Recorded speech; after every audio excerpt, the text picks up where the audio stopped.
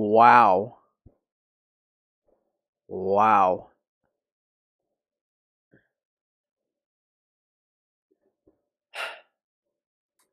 Ahoy, bitches and bros and non binary hoes. Welcome to another episode of Robby Reviews, and today we're taking a look at the much talked about Joker Folie Adieu, or Joker 2. I'm first complaining out of the way, I hate the title. I think it's so pretentious and fart sniffing. It's so dumb. Just call it Joker 2, not Folie Adieu or whatever, however you pronounce it. So, before we talk about the second one, I'm going to briefly discuss the first one because the first one was such a mega hit. It was such a just cultural zeitgeist. It just became a part of it. I love the first movie. It's gone down over time. I don't think it's like that good, you know? I still do like it a lot, but when you boil it down, it literally is just Taxi Driver with Joker in it. But I mean, it's still a great movie. It looks great. It's got a great story, a great character arc for Arthur, and a knockout performance from Joaquin Phoenix. So it's still a very good movie. I still really like it a lot. I did not want to see a sequel though. I thought the first movie was a perfect concept movie. It was standalone story. It didn't need a sequel. But yet here we are. And guess what? The sequel is mega ass. I am immensely disappointed by this movie. I usually don't look at reviews or try to avoid any talk about the movie before I watch it with the intent of reviewing it because I don't want my opinion to be manipulated, but it was actually kind of hard to ignore for this one. And God, man, yeah, you were right. I will say though, there are some good things about it. First off, I don't think I'm going to shock anyone by saying the performances are great. I think Joaquin Phoenix is great in this movie. He's not nearly as good as he was in the first one, but that's just because the writing just sucks ass. But he still is a great actor in this role. I also think Lady Gaga is very good in this movie. She really has proven herself to be a very good actress, so she had a great performance, but it was just another poor characterization for her. I really don't like her Harley Quinn at all. It's super flat and weak. What else? I like the intro. It like this Looney Tunes animated style for the intro. I think it sets up the movie good. Um, the movie still looks pretty. It still looks wonderful. The camera crew really shines here. And yeah, that's about it. That's about all the good things I can say. Let's get into it. Okay. So the first thing I have to say, the story is terrible. So the movie centers around Arthur having a relationship with Harley or Lee as she's called in this movie. And it's about him in Arkham and it's a courtroom drama and they're all terrible. It's a very bad relate. Arthur and Lee have like almost no chemistry at all. There's just zero chemistry there. Also, the courtroom drama aspect is terrible because there's no stakes. We know he's gonna get like the death penalty or something. We know he's going to jail. So what stake could there be? It's boring. And the rest of the movie's just set in Arkham. There's literally just like no story to tell. It really feels like it. It's just a very poor story. It's poorly written. Just it has the audacity to put musicals in. Now, I'm not even gonna lie. I'm not even gonna sugarcoat it. I don't like musicals. All right, I only like these ones. But if you ain't these, that's it. I don't like musicals at all. For me personally, they just give me the ick. I just find them to be cringe. I just don't like musicals at all. All the songs sound the same, and for a lot of musicals, I just don't like the story to just to be sung to me. I don't know. It's just very cringe to me. Like if I had a friend and they pulled up and just showed me Rent, I'd seriously reevaluate their friendship right then and there. I'm just not a musical fan, and a lot of this movie is musicals. And they all suck. I won't lie, Lady Gaga is actually very good at singing. Shocker, the singer is very good at singing. So when she does sing, she's great. The problem is, the songs themselves suck. I don't know what type of genre they're going for, but they're terrible. And they're so frequent. There's so fucking many. You will have a somewhat interesting scene get interrupted by a very bad musical. And it also doesn't help that Joaquin Phoenix is terrible at singing. I don't know if I'd say he's terrible, but the direction they were going for, he does like this. Like, he does like he like whisper talks. He like whisper sings. And I can't understand him half the time. It's so fucking bad. Another big problem with this movie is that a lot of it is just delusions. A lot of it is just dream sequences. There are so many, it's either musicals or dream sequences. It's fucking trash. It is so trash. There's literally no story to be told. Most of the movie is set in either Arkham or a courtroom. That's it. That is it. So there's like this. There's no story. The story is so fucking weak. It's so stupid.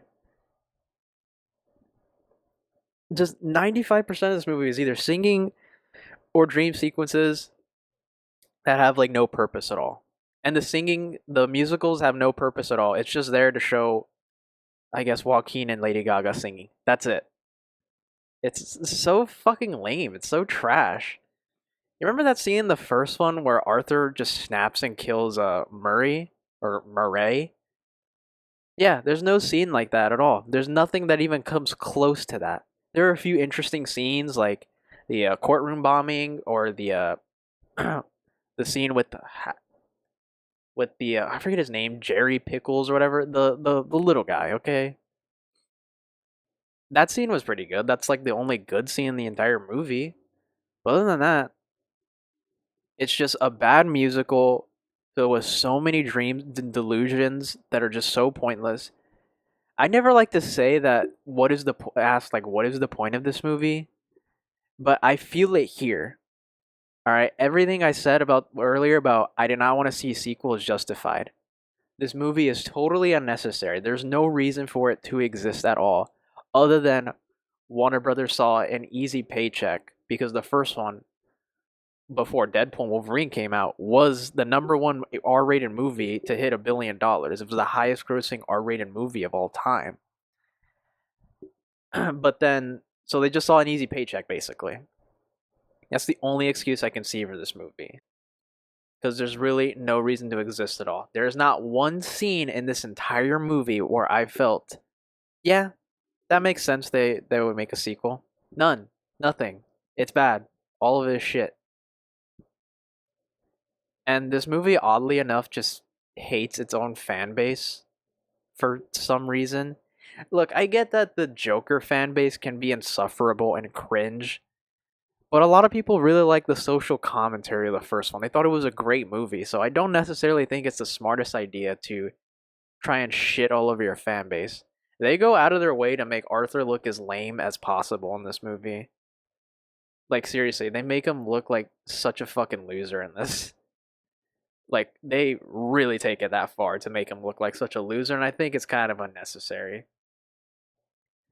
Also, this movie tries to put the idea that the Joker and Arthur are the different people, they're split personality, and I never got that impression from the first one. I always thought that, like, Arthur, the Joker persona, was Arthur pushed to his worst. Like, this is what happens when you push him to the deep end. I've always felt it was that, not whatever shit they're trying to pull here. And it's just dumb. It's always a dumb move to just shit on your fan base, and this movie does a bad job of it. And lastly, what's probably going to be the most discussed part about this movie is the ending. I'm going to get into it briefly with spoilers, but for right now, I'm just going to give you my thoughts on it without saying anything about it. The ending is incredibly shit. The ending is the most unsatisfying, most saddest, pathetic way to tie into anything I've ever seen. That shit is so stupid. Okay, now let's get into spoilers about it.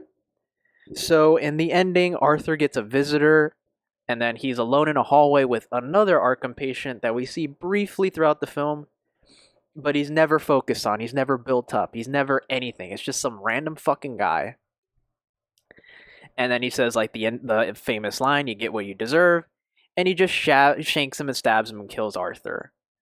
And while he's laughing in the background, we see him carve a Glasgow smile into his face, trying to imply that this is the Heath Ledger Joker. So you're telling me that these two movies are basically an origin for the Heath Ledger Joker? First of all, that's really stupid because the guy's already like 30 in here. So you're telling me that the Heath Ledger Joker is like 50? It's such a stupid idea. It's so dumb. One of the great things about Heath Ledger's Joker is that we don't know anything about him. And yeah, I guess you can. I don't even think you could say that's him. That's so stupid. It doesn't make any sense. It is just really dumb. And it's such a sad way to tie into something. And here's my thoughts on it. I don't understand why they have to try to tie it into the Dark Knight of all things. That's done. That's never coming back. Christopher Nolan has always said that that's never being touched again. If you wanted to tie it into something so bad, I've always thought you should tie it into the Batman, the Robert Pattinson Batman. Why not have like the Barry Keoghan Joker be, someone who was influenced by Arthur? I thought that could be a compelling idea. The foundation's definitely there. Like in that one deleted scene where he meets the Joker, Batman just looks at him with like such hate. And you can like make the idea from like the first one where like a random guy in a clown mask shot his parents, and he has like a distinct hatred for like people who like wear a clown face.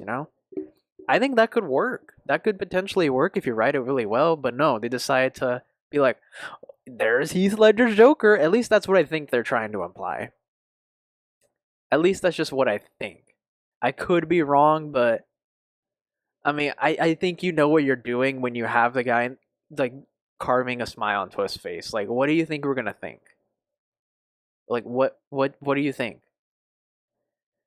All right, crap movie that did not need to exist. This is getting a 1.5 out of 10. What a shame. I really like the first Joker, but this is just an obvious cash grab filled with people who just didn't even know where to take this story. Like, no one stopped them, no one told them not to make it. It's total crap. Easily by far the most disappointing movie of the year. I didn't really expect it to be as good as the first one, obviously, but I didn't expect it to be a fucking 1 out of 10. Like, god damn. And to be honest with you, I'm really glad this movie is failing. It doesn't deserve to break even. It really doesn't. It's terrible. It's a slap in the face to fans. So, save your money and go see other movies. Go see Transformers 1. That's a great movie. Yeah, that's it, guys. See ya.